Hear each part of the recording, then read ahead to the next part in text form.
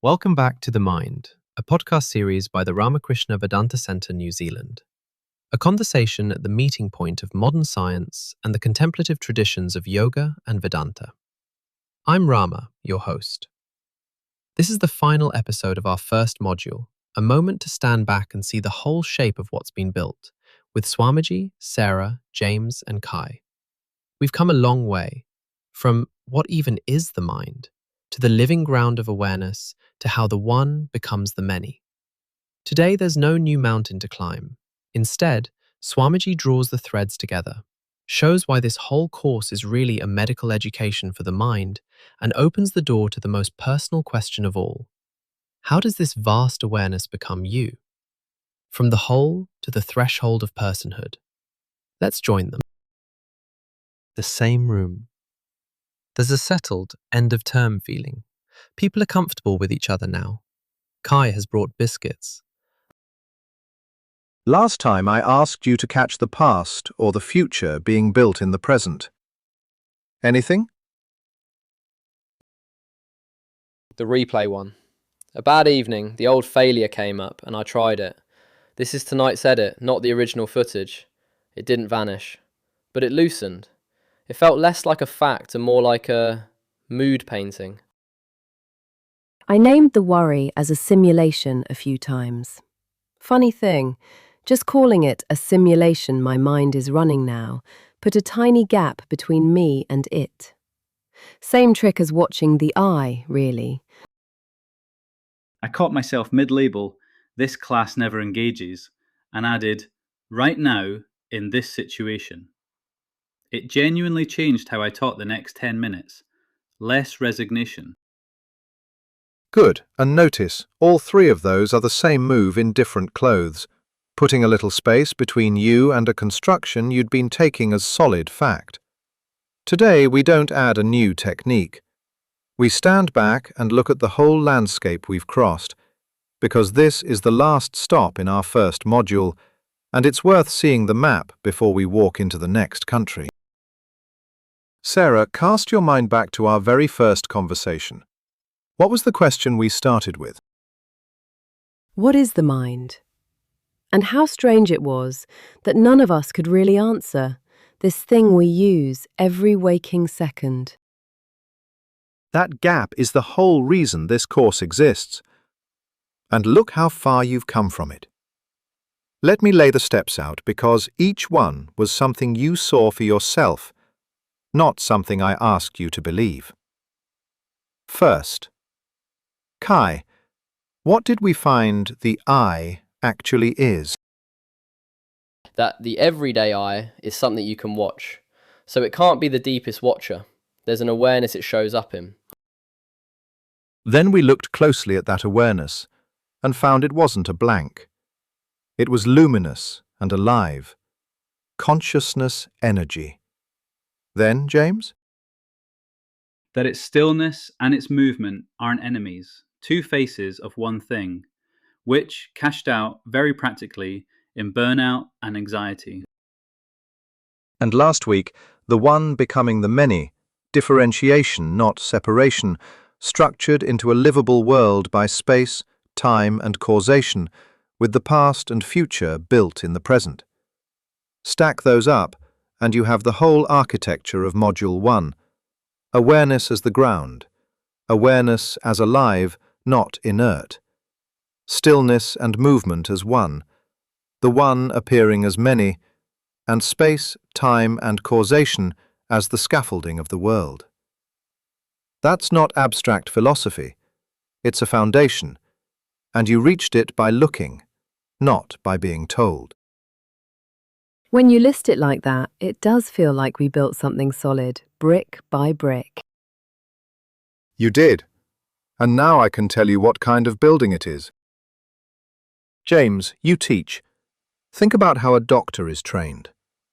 Before anyone touches a patient, what comes first?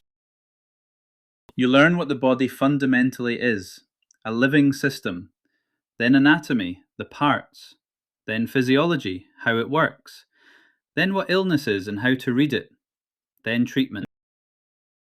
Exactly, and that is precisely the shape of this whole course. We have basic literacy about the body. Most adults can name the major organs, roughly how the heart or lungs work, that illness has causes, that prevention is possible. We teach it to children. But ask the same people to name the major functions of their own mind and they go quiet, even people who know all about nutrition and exercise. That asymmetry is costly, because mental difficulty is now one of the largest sources of suffering there is, and most people meet it with no map at all. That's exactly why I came. I know more about my children's diet than about what's happening in their minds, or mine. So this course is built to close that gap with the seriousness a medical training brings to the body. 5 stages. Module 1, which you've just finished, is the orientation, what the mind fundamentally rests on. Module 2 is the anatomy, the inner instrument and its 4 functions. Manas, the processing mind. Buddhi, discernment and decision.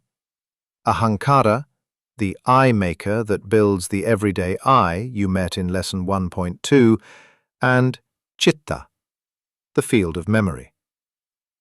A working diagram of your own mind, the way you carry one of your body. And the later ones? Module 3 is the physiology, the structure in motion. How a raw signal becomes a perception, a thought, a feeling, moment by moment. Remember the X and Y waves from our very first conversation? They come back there, in precise form. Module 4 is the clinical framework, what flourishing actually looks like, which the course calls rhythm, the natural order in which the mind is integrated and at home in life, and what drift from it looks like, anruta. The burnout and anxiety and low mood we've already named find their place in a larger diagnostic picture. And Module 5 is the treatment, the practical heart.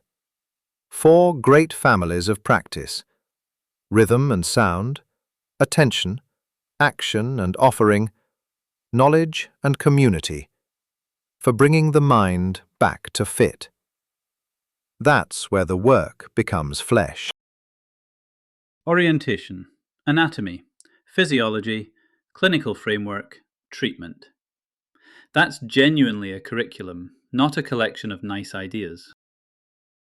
Nothing in it is decorative, James. Everything earns its place. And one more thing holds it all together: the method.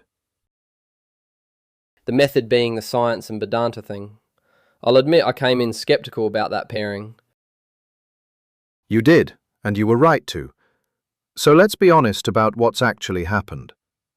All the way through, we've kept 2 roads in dialogue: the modern sciences, neuroscience, psychology, cognitive science, working from the outside, by measurement and experiment, and the contemplative traditions of yoga and Vedanta, working from the inside, by disciplined attention to experience. And again they met. Embodied cognition met the living vimarsha. Neuroplasticity met the dynamic, self-modifying aspect of awareness. Einstein's relativity met the conditioned nature of space and time. Mental time travel research met the teaching that past and future are built in the present. That's the part that got me, honestly. I expected the science to debunk the old stuff. Instead, they kept landing in the same place. And that's the point. These aren't coincidences forced together. They're 2 completely different methods independently confirming the same observations. Where they converge, it's worth taking seriously. Where they diverge, the divergence itself teaches. Neither road sees alone what the 2 see together. That dialogue continues through the whole course. So Module 1 is complete. What's the very next question? The most personal one of all, and it's been waiting quietly this whole time. All through Module 1, we've been looking at awareness as such, the universal I, the ground in which everything appears. But you don't live in the universal I, you live as yourself. Sarah, with this name, this body, this history, this voice in your head wondering whether you replied to that email. So, how did this come to be? How does the boundless awareness we've been investigating become your particular awareness, one person, with one life, one set of joys and worries? That's a genuinely big question. How does the one become the many selves? That's the doorway into Module 2. And the answer, which we'll take slowly, has 3 linked movements. Localization. Awareness appearing centered in one body-mind. Limitation. The boundless working through a finite channel. And identification. That little center then taken as the whole of who you are. Together, they produce what the traditions call the jiva, the individual person, the empirical I you've already learnt to notice.